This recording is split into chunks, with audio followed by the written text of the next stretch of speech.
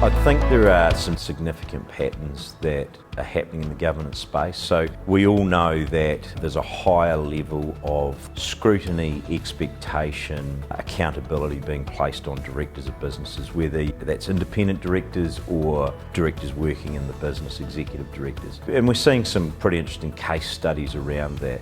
Companies that have traded insolvently, companies that have perhaps made the wrong choice without considering the wider picture. So that's a pattern. Some of the things that we're seeing is we come across boards that are not as effective as they could be.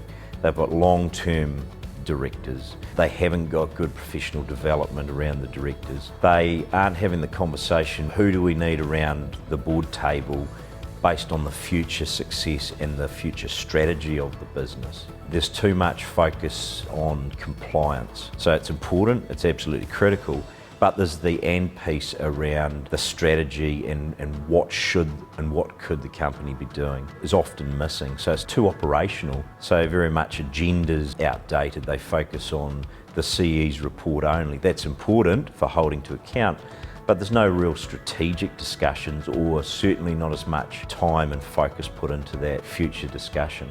I think there's some key patterns around the future of directorship. So the days where directors hold many directorships, it's just too challenging and dynamic now. There's too much accountability that directors can't stay across it. So there's a real pattern of doing less and doing more meaningful directorships that play to your strengths. There's another pattern around, it used to be the realm of the retired professional. As I come out of an executive role or the day-to-day, I'm going to do a few directorships. The reality is that you need to have a foothold in commerce. It's moving too fast for you to be totally retired and still add value at the directorship level.